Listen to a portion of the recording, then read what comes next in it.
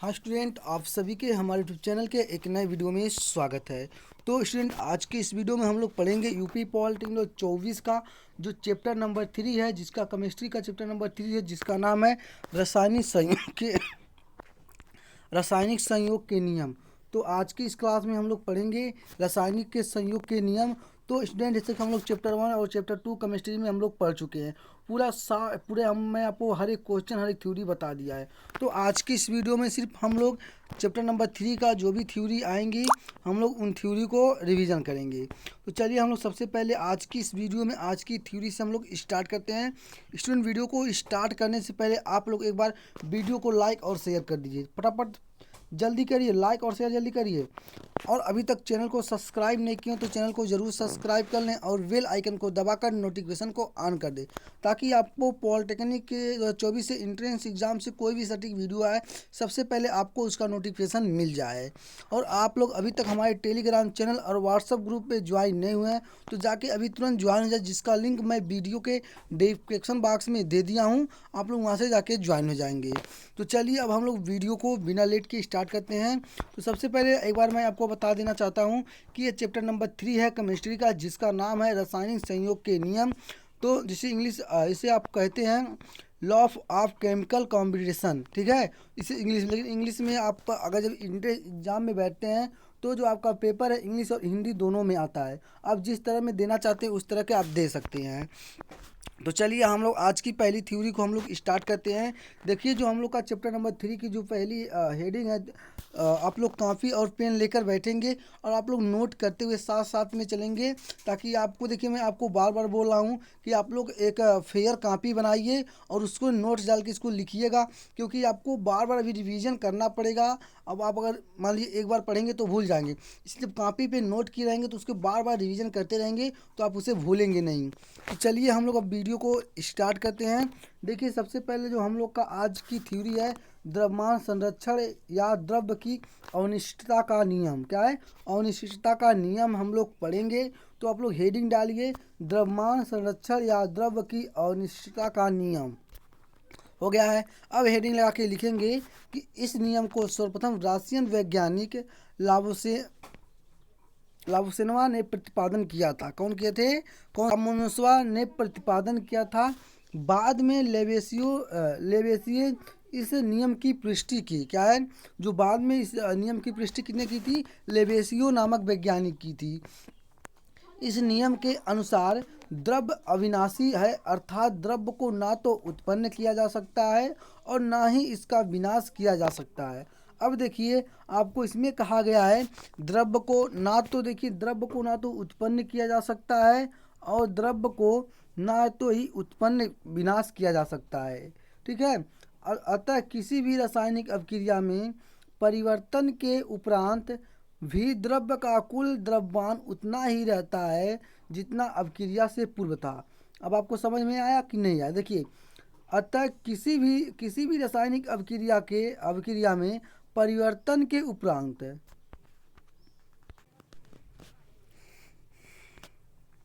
तो क्या हुआ है कि अतः किसी भी रासायनिक अभिक्रिया में परिवर्तन के उपरांत द्रव्य का कुल द्रव्यमान उतना ही रहता है जितना कि पहले। देखिए, अब इस अभिक्रिया में जितना पहले द्रव्यमान था उतना बाद में ही रहता है। अब जैसे कि आप एक उदाहरण में समझेंगे, जैसे देखिए आपको यहाँ पे AgNO3 है। क्या है? AgNO3 है प्लस NaCl है। क्या है? प्लस NaCl है, ती का निशान है। AgCl प्लस, क्या है? AgCl प्लस है प्लस NaO3। देखिए, अब मैं आपको बता रहा हूँ कि यहाँ पे Ag क्या है? Ag पहले पूर्व मतलब बाद का है यह है, और ये फिर दोबारा मैंने क्रिया किया है। क्या है? AgCl। तो मैंने Ag और Cl को एक लगे कर दिया और प्लस में Na, ये जो मेरा Na है और NO3, ये मेरा बाद की क्रिया है। तो Na3O3 क्या मेरा ये बाद की क्रिया। तो आपको समझ में आ गया? नहीं आया? तो देखिए, क्रिया से पहले AgNO3 था। क्या? क्रिया से पहले AgNO3 था तथा NaCl का संयुक्त द्रव्यमान क्रिया के पश्चात AgCl तथा NaO3 के संयुक्त द्रव्यमान के बराबर होगा। क्या है? जो द्रव्यमान के पश्चात प्राप्त AgCl तथा NaCl संयुक्त द्रव्यमान के क्या होगा? बराबर होगा। तो आप लोग नोट करते हुए लिखते हुए चलिएंगे, आपको इससे क्वेश्चन पूछे जाते हैं। तो चलिए हम लोग आगे की तरफ बढ़ते हैं। स्थिर अनुपात का नियम देखिए, स्थिर अनुपात के नियम से आपको बहुत सारे क्वेश्चन आपको मिलेंगे। एक क्वेश्चन दो क्वेश्चन नहीं, बहुत सारे क्वेश्चन मिलेंगे। तो आप लोग स्थिर अनुपात के नियम को ध्यान से देखेंगे। तो चलिए आप लोग अब ध्यान देंगे। यह नियम फ्रांस के वैज्ञानिक क्या यह नियम फ्रांस के वैज्ञानिक प्राउस्टर ने प्रतिपादन किया था। क्या प्राउस्ट ने प्रतिपादन किया था। इस नियम के अनुसार इस नियम के अनुसार प्रत्येक रासायनिक यौगिकों में, चाहे वह किसी भी विधि द्वारा या किसी भी परिस्थिति में या किसी भी स्थान पर बनाया जाए, उपस्थित तत्वों के द्रव्यमान का निश्चित अनुपात में संयुक्त रहता है। अब आपको समझ में नहीं आया, पूरी तरह से समझ में नहीं आया। देखिए यह नियम फ्रांस के वैज्ञानिक प्राउस्टले ने प्रतिपादन किया था। देखिए आपका ये क्वेश्चन बनेगा कि स्थिर अनुपात के नियम का प्रतिपादन किस वैज्ञानिक ने किया था। तो कहेंगे सर कि इस नियम के स्थिर अनुपात के नियम का प्रतिपादन प्राउस्टर नामक वैज्ञानिक ने किया था। ठीक, इस नियम के अनुसार प्रत्येक रासायनिक यौगिक में, चाहे वह किसी भी विधि द्वारा किसी भी परिस्थिति में किसी भी स्थान पर बनाए जाए, उपस्थित तत्वों के द्रव्यमान एक निश्चित अनुपात में संयुक्त रहते हैं। अगर आप इसे किसी भी विधि, चाहे इसे किसी भी परिस्थिति किसी भी स्थान पर तो इसको बनाएंगे, तो इसका जो इसका निश्चित अनुपात होता है वो संयुक्त हमेशा रहता, क्या रहता है, हमेशा संयुक्त रहता है। जैसे कि आप उदाहरण में देखेंगे, उदाहरण जल H2O क्या है, H2O हाइड्रोजन और ऑक्सीजन क्या है, हाइड्रोजन और ऑक्सीजन से बना यौगिक क्या है, से बना यौगिक। यह नदी, समुद्र, कुएं, वर्षा या किसी भी रासायनिक विधि से प्राप्त किया जा सकता है क्या है, किसी भी विधि से प्राप्त किया जा सकता है। इसका विश्लेषण करने पर ज्ञात होता है क्या, इसका विश्लेषण करने पर ज्ञात होता है कि जल सदैव हाइड्रोजन तथा ऑक्सीजन तत्व द्रव्यमान के अनुसार 1:8 के अनुपात में संयोग करते हैं। कितने हैं, 1:8 के अनुपात में संयोग करते हैं। आपको नहीं समझ में आया कि क्या कहा गया। देखिए आप ध्यान देंगे अब, H2 और O क्या है, जल जो है H2 और O है हाइड्रोजन और ऑक्सीजन से बना यौगिक है। क्या है, जो H2O है ये हाइड्रोजन और ऑक्सीजन से क्या है, बना एक यौगिक है। ठीक है, यह नदी, समुद्र, कुएं, वर्षा या किसी भी रासायनिक विधि से प्राप्त किया जा सकता है। इसको आप किसी भी रासायनिक विधि से क्या करेंगे, प्राप्त कर सकते हैं। इसका विश्लेषण करने पर ज्ञात होता है, अगर इसका विश्लेषण करेंगे तो हमको ज्ञात होता है कि जल में सदैव हाइड्रोजन तथा ऑक्सीजन तत्व द्रव्यमान के अनुसार 1:8 के अनुपात में संयोग करेंगे। क्या करेंगे, जो हमारा हाइड्रोजन तथा ऑक्सीजन तत्व द्रव्यमान के अनुसार 1:8 के अनुपात में क्या करेंगे, संयोग करेंगे। क्या करेंगे, संयोग करेंगे। ये मेरा स्थिर अनुपात का नियम था। अब देखिए हम लोग पढ़ेंगे गुणित अनुपात के नियम। अब आपको गुणित अनुपात के नियम से भी बहुत सारे क्वेश्चन पूछे जाते हैं और इससे भी आपको बहुत सारे क्वेश्चन मिलेंगे। तो चलिए हम लोग चलते हैं, अब देखेंगे गुणित अनुपात के नियम क्या है और उसमें किस तरह का आपको दिया गया है। तो इस पर आप ध्यान देंगे, गुणित अनुपात के नियम पर। देखिए ये भी आपको मोस्ट इम्पॉर्टेंट है, इस पर भी वेरी वेरी इंपॉर्टेंट कर लेंगे। इस नियम को 1803 ईस्वी में जॉन डाल्टन ने प्रतिपादित किया था। कौन किया था, जॉन डाल्टन ने प्रतिपादित किया था। इसके अनुसार जब दो तत्व परस्पर रासायनिक संयोग करके दो या दो से अधिक यौगिक बनते हैं, तब एक तत्व के समान द्रव्य से संयोग करने वाले दूसरे तत्व के विभिन्न द्रव्यमानों में एक सरल गुणित अनुपात होता है। क्या होता है, एक सरल गुणित अनुपात होता है। अब मैंने इसको आपको वाईफाई में पढ़ दिया, लेकिन अब इसको मैं आपको एक सिंपल तरीके से समझा रहा हूँ, समझिएगा। आप लोग लिखते भी चलिएगा, क्योंकि मैं बहुत सालों एक नहीं दो बार बोल रहा हूँ, ताकि आप लोग अगर मेरे साथ पढ़ेंगे तो आपको भी याद हो जाएगा। देखिए इस नियम को 1803 ईस्वी में जॉन डाल्टन ने प्रतिपादित किया था। अब इससे पूछ लिएगा कि गुणित अनुपात का नियम किस सन में प्रतिपादित किया गया था। तो कहेंगे सर गुणित अनुपात का नियम 1803 ईस्वी में, और ये किस वैज्ञानिक के द्वारा किया गया, कहेंगे सर कि जॉन डाल्टन के द्वारा किया गया था। इसके अनुसार जो इस नियम के अनुसार जब दो तत्व परस्पर रासायनिक संयोग करेंगे, क्या है, जब दो तत्व परस्पर मतलब अपने में रासायनिक जो संयोग करेंगे, दो या दो से अधिक यौगिक बनेंगे। जब इसमें दो तत्व परस्पर संयोग करेंगे तो ये दो या दो से अधिक क्या बनेंगे, यौगिक बनते हैं। क्या बनते हैं, यौगिक बनते हैं। तब एक तत्व के समान क्या, तब एक तत्व के समान द्रव्यमान से संयोग करने वाले दूसरे तत्व के विभिन्न द्रव्यमानों में एक सरल गुणित अनुपात होता है। देखिए अब आपको यहाँ तो हो गया कि दो एक नए यौगिक बनते हैं। देखिए तब एक तब एक तत्व के समान द्रव्यमान से संयोग करने वाले दूसरे तत्व के विभिन्न द्रव्यमानों में क्या एक सरल गुणित अनुपात होता है। क्या होता है, जो एक मेरा होता है सरल गुणित अनुपात होता है। तो अब इसके में उदाहरण आप लोग देखेंगे कि इसका उदाहरण क्या है। इस उदाहरण में आप लोग ध्यान देंगे कि वेरी वेरी इंपॉर्टेंट एक उदाहरण आपके लिए है, क्योंकि जब मैं आपको क्वेश्चन पढ़ाऊंगा तो बताऊंगा कि कौन कौन से किससे पूछा गया है। तो इस नियम को 1800 कार्बन तथा ऑक्सीजन परस्पर संयोग करके दो यौगिक कार्बन मोनोऑक्साइड CO तथा कार्बन डाइऑक्साइड CO2 बनते हैं। इसमें कार्बन की निश्चित मात्रा अर्थात 12 ग्राम में संयोग करने वाली ऑक्सीजन का द्रव्यमान क्रमशः 16 तथा 32 ग्राम। ऑक्सीजन की यह मात्रा एक संबंधी 2 के सरल अनुपात में है। क्या है, अब आपको समझ में आया नहीं होगा कि सर जी पढ़ें क्या, अब मुझको समझ में नहीं है। देखिए अब आप लोग गौर करेंगे कि कार्बन तथा ऑक्सीजन परस्पर संयोग करके दो यौगिक क्या, जब कार्बन और ऑक्सीजन परस्पर संयोग करेंगे तो दो यौगिक बनेंगे। कौन कौन से, कार्बन मोनोऑक्साइड तथा कार्बन डाइऑक्साइड।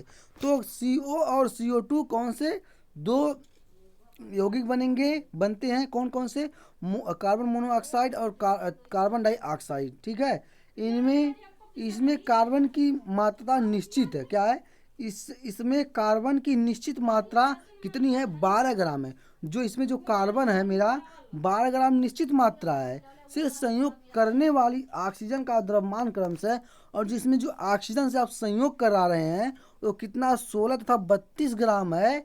ऑक्सीजन की यह मात्रा जैसे कि 16/32, तो इसे कितना लिखते हैं, 16 का नाम 16, 16 दूनी 32, तो आपको कितना होगा, एक संबंधी 2 के सरल अनुपात में होगा। कितना होगा, एक संबंधी 2 के सरल के अनुपात में होगा। यही आपके गुणित अनुपात का नियम है। तो आप लोग ध्यान देंगे कि आप लोग इसको मेन पॉइंट को याद कर रखे रहेंगे कि अगर पूछेगा कि द्रव्यमान संरक्षण तथा द्रव्य की अविनिष्टता का नियम किस वैज्ञानिक ने किया था, इसका पुष्टि किस वैज्ञानिक ने किया था, और इसे किस वैज्ञानिक ने प्रतिपादन किया था, तो आप बताएंगे लोमनोसोवा ने किया था और प्रतिपादन लेवेसियो ने किए थे। ठीक है, अब दूसरा है स्थिर अनुपात के नियम का किस वैज्ञानिक ने प्रतिपादन किया था, प्राउस्टले ने किया था। इस लोग आपको ध्यान दें। और गुणित अनुपात के नियम किस सन में हुआ था, 1803, और इसे किस वैज्ञानिक ने किया था, जॉन डाल्टन ने किया था। तो आप लोग इस तरह के क्वेश्चन को क्या करेंगे, याद रखे रहेंगे। आपको इसी तरह से क्वेश्चन आपको जो आपके इंट्रेंस एग्जाम में बनते हैं, हर साल आते भी हैं। तो स्टूडेंट आप लोग एक बार वीडियो को लाइक और शेयर कर दीजिए। चलिए आप लोग लाइक और शेयर करते रहिए। लाइक और शेयर का आप लोग सिलसिला नहीं रुकना चाहिए, क्योंकि लाइक और शेयर ही आपको ज़्यादातर के सपोर्ट मिलेगा। अभी आपको मैं इसी तरह से जब आपकी इन सारे क्वेश्चन आपको ख़त्म हो जाएंगे तो मैं आपके लिए कि आपको हो सकता है कि जनवरी लास्ट तक मैं आपको फिजिक्स केमिस्ट्री का टोटल चैप्टर ख़त्म कर लूँगा। और मैथ का जो है आपका थोड़ा लेट लगेगा। मैथ क्योंकि आपको 50 चैप्टर हैं, तो मैथ आपको मान के चलिए कि पढ़ने में आपको मार्च पूरा बीत जाएगा। ठीक है, तो चलिए हम लोग अब चलते हैं अगले नियम पे, जो हम लोग का है व्युत्क्रम या तुल्य अनुपात का नियम। देखिए व्युत्क्रम तथा तुल्य अनुपात के नियम से आपको इतने भी, तो देखिए अब व्युत्क्रम या तुल्य अनुपात का नियम, क्या इस नियम को 1792 ईस्वी में एक जर्मन वैज्ञानिक रिएक्टर ने प्रतिपादन किया था। अब आपसे यहाँ से देखिए क्वेश्चन बनता है कि व्युत्क्रम अनुपात के नियम को किस वैज्ञानिक ने प्रतिपादित किया था। तो कहेंगे कि सर जी इस नियम 1792 ईस्वी में एक जर्मन वैज्ञानिक रिएक्टर ने प्रतिपादन किया था। इसके अनुसार जब दो तत्व के भिन्न भिन्न द्रव्यमान अलग अलग किसी तीसरे तत्व के निश्चित क्या है, किसी निश्चित द्रव्यमान से संयोग करते हैं, क्या किसी निश्चित द्रव्यमान से संयोग करते हैं, और यदि इन दोनों तत्वों में कभी संयोग हो सकते हैं तो वे उसी अनुपात अथवा उसी सरल गुणित अनुपात में संयोग करेंगे। नहीं समझ में आया? क्या आप गौर करेंगे अब? इस नियम को 1792 ईस्वी में एक जर्मन वैज्ञानिक रिएक्टर ने प्रतिपादन किया था। ये आपका 2 क्वेश्चन हो गया। पूछेगा आपको व्युत्क्रम अनुपात के नियम को किस सन में प्रतिपादन किया गया था, तो कहेंगे 1792 ईस्वी में। और किस वैज्ञानिक ने किया था? रिएक्टर ने किया था। आपको 4 नंबर दूना 8 का क्वेश्चन, 8 नंबर का क्वेश्चन हो गया। अब देखिए, इसके अनुसार, इस नियम के अनुसार जब दो तत्व के विभिन्न जब दो तत्व के भिन्न भिन्न द्रव्यमान, अगर 2 तत्व रहेंगे, उनके जो अलग अलग द्रव्यमान रहेंगे, अलग अलग, भिन्न भिन्न मतलब भिन्न भिन्न द्रव्यमान अलग अलग किसी तीसरे और अलग अलग किसी तीसरे तत्व के निश्चित द्रव्यमान से संयोग करते हैं। क्या है? उनके द्रव्यमान से क्या करेंगे? संयोग करेंगे।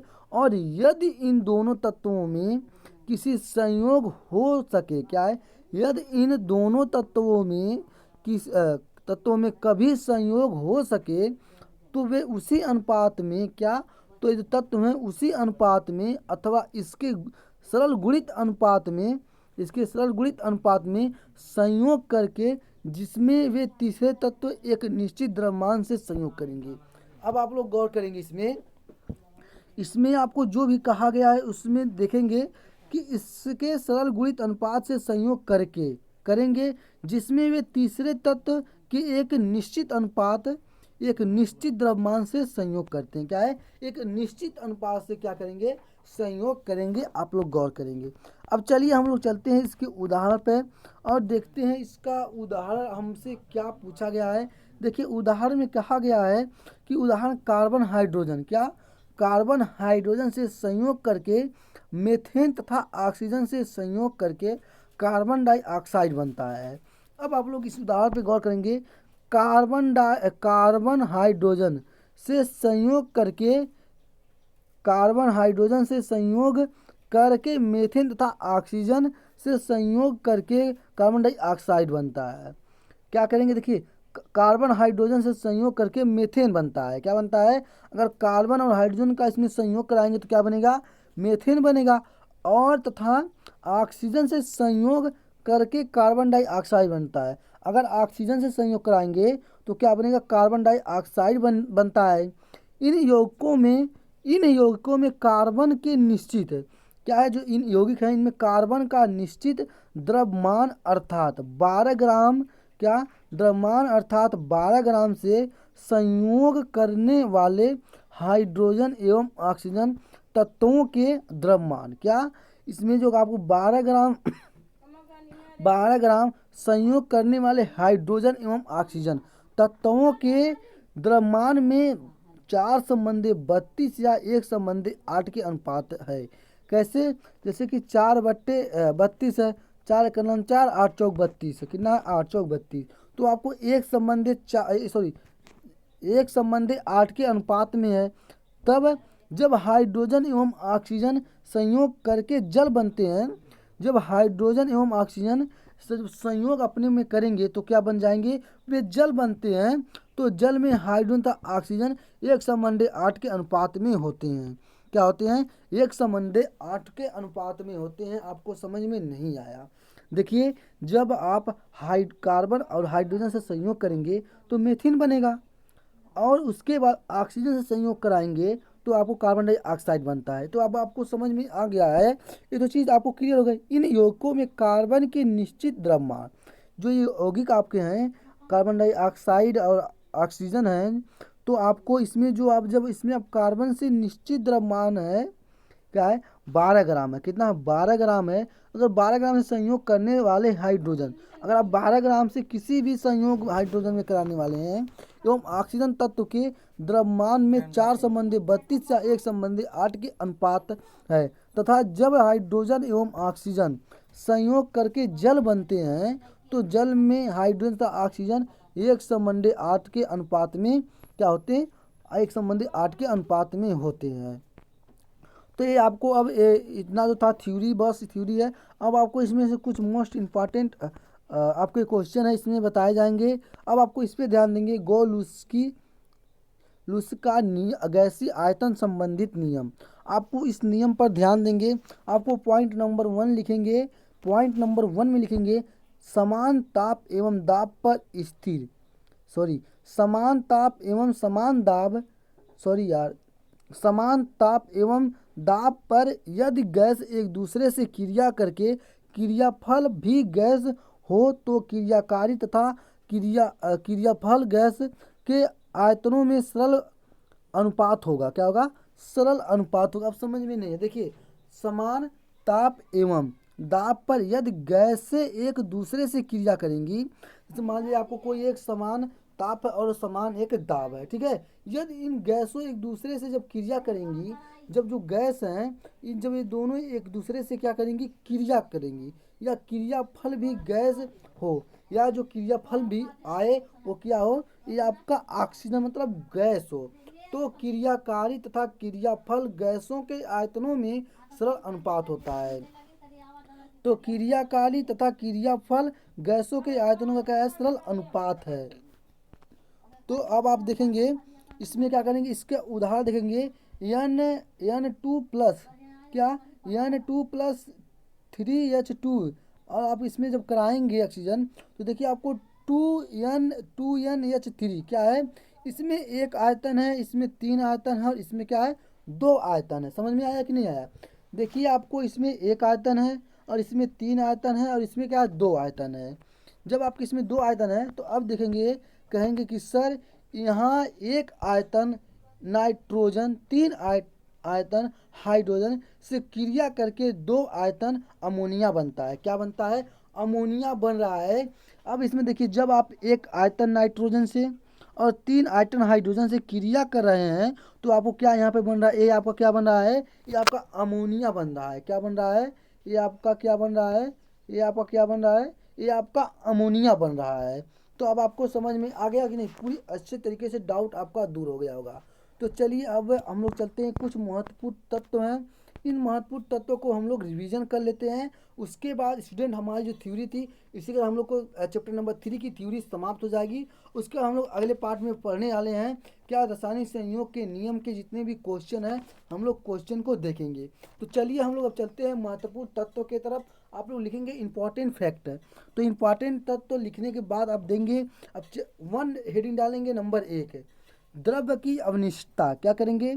द्रव्य की अवनिष्ठता का नियम नाभिकीय अवक्रियाओं के लिए सत्य नहीं है। अब आप लोग समझेंगे, द्रव्य की अवनिष्ठता का नियम नाभिकीय अवक्रियाओं के लिए सत्य नहीं है। देखिए आपसे एक क्वेश्चन यहाँ पे बन गया, द्रव्य की अवनिष्ठता का नियम नाभिकीय अवक्रियाओं के लिए क्या नहीं है? सत्य नहीं है या असत्य नहीं है? तो आपको बताएंगे कि सर द्रव्य की अवनिष्ठता का नियम नाभिकीय अवक्रियाओं के लिए क्या है? सत्य नहीं है सर। तो उसके बाद देखेंगे, अब अगले पर चलेंगे सर। जो दूसरा नंबर है, विभिन्न विभिन्न ऑक्सीकरण संख्या दर्शाने वाले धातुओं के लिए स्थिर अनुपात नियम का सत्य नहीं है। क्या है? भिन्न भिन्न ऑक्सीकरण संख्या दर्शाने वाली धातुओं के लिए स्थिर अनुपात का नियम सत्य नहीं है। क्या है? नियम सत्य नहीं है। अब आपको समझ में नहीं आया, देखिए अगर आप भिन्न भिन्न ऑक्सीजन संख्या दर्शाने वाली, अगर आप कोई भिन्न भिन्न ऑक्सीजन ले लें और संख्या दर्शाने वाली धातुओं के लिए जो स्थिर अनुपात का नियम होगा, क्या होगा? ये सत्य नहीं होगा। क्या होगा? ये सत्य नहीं होगा। आपको देखिए इंपॉर्टेंट फैक्ट है, इस पर आपको क्वेश्चन बनते हैं, आपको इससे क्वेश्चन पूछे जाते हैं, तो आप लोग इसे आप लोग लिख लेंगे, छोड़ेंगे नहीं। तो चलिए समस्थानिकों के लिए क्या है? समस्थानिकों के लिए भी स्थिर अनुपात का नियम सत्य नहीं है। क्या है? गौर करेंगे, समस्थानिकों के लिए भी स्थिर अनुपात का नियम क्या है? सत्य नहीं है। अगर आपको इस समस्थानिकों के स्थिर अनुपात का नियम क्या है? सत्य नहीं है। अब यहाँ पे चौथे नंबर लिखेंगे, नाइट्रोजन के 5वें ऑक्साइड रासायनिक संयोग के गुणित अनुपात के नियम की क्या है? व्याख्या करती है। क्या करती है? आपको क्या करेंगी? व्याख्या करेंगी। इतना ही समझ। देखिए नाइट्रोजन के 5 ऑक्साइड कितने हैं? नाइट्रोजन के 5 ऑक्साइड हैं। रासायनिक संयोग क्या है? रासायनिक संयोग के गुणित अनुपात के क्या है? जो रासायनिक संयोग के गुणित अनुपात के नियम की क्या करती हैं? उसकी व्याख्या, मतलब उसका उसकी ये क्या करती हैं, बड़ाई बतियाती हैं, व्याख्या करती हैं। तो स्टूडेंट देखिए, जो हम लोग की ये चैप्टर नंबर 3 की थ्योरी जितनी थी, हम लोग की थ्योरी सारे एक आज इसी पार्ट में हम लोग का समाप्त हो गया। तो स्टूडेंट अब हम लोग अगले पार्ट में पढ़ेंगे जितने भी क्वेश्चन है। तो हमारे टोटल लगभग मैक्सिमम 20-21 क्वेश्चन इस चैप्टर से हैं, और आपको इस चैप्टर से पूछे भी जाते हैं क्वेश्चन, ऐसा है कि नहीं पूछा जाता है।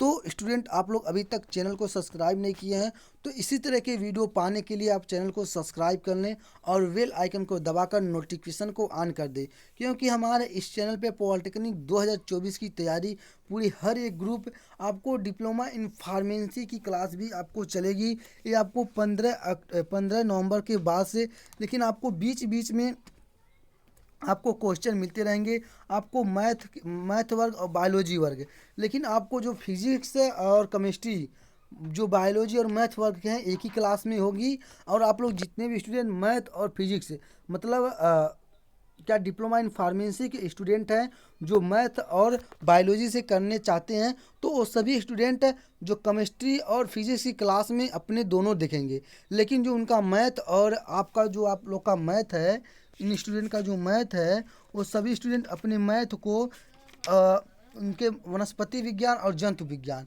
इन दोनों क्या करेंगे, इन दोनों की क्लास आपको अलग होगी और मैथ की अलग चलेगी। अभी मैथ की कोई टाइमिंग नहीं फिक्स की गई है इसकी, लेकिन आपको डिप्लोमा इन फार्मेसी का जो रसायन विज्ञान और केमिस्ट्री फिजिक्स है, इन दोनों की क्लास आपको अब जल्द ही कर दी जाएगी फिक्स। और आपको मैं एक बात और बताना चाहता हूँ कि जो भी student diploma in pharmacy biology और मैथ वर्ग के हैं, दोनों भी स्टूडेंट आप लोग फिजिक्स केमिस्ट्री एक क्लास में पढ़ेंगे, लेकिन मैथ और उनका वनस्पति और जीव विज्ञान की क्लास अलग होगी। आप लोग ध्यान देंगे, इसका मैं आपको एक वीडियो अलग से दे दूंगा, ताकि आप लोग उसमें आप लोग समझ लें। तो स्टूडेंट अब आप लोग के अब जल्द ही आ रहा है दूसरा बैच, जिस बैच में हम लोग बायोलॉजी वर्ग डिप्लोमा इन फार्मेसी सभी स्टूडेंट अपनी तैयारी कर लें। और इस चैनल पे आपको जल्द ही लेकर आ रहे हैं जो एक न्यू बैच स्टार्ट होने वाला है। उस बैच का नाम आपको अभी नहीं पता बताया गया है, लेकिन जल्द ही बता दिया जाएगा कि बायोलॉजी वर्ग की क्लास आपको 2-3 सब्जेक्टों की अलग अलग चलेंगी। आपको हो सकता है कि टाइमिंग कुछ आपको थोड़ा लेट सवेर होगी टाइमिंग, तो आपको उसमें थोड़ा कंप्रोमाइज़ करना है, क्योंकि ग्रुप एक ही भी बच्चों को 3 सब्जेक्ट पढ़ाना पड़ता है और बायोलॉजी वर्ग के भी 3 सब्जेक्ट पढ़ाना पड़ेगा। इसलिए आपको थोड़ा मैनेज उसमें करना पड़ेगा कि कोई क्लास 2-3 बजे से ऐसे स्टार्ट कर दी जाएंगी।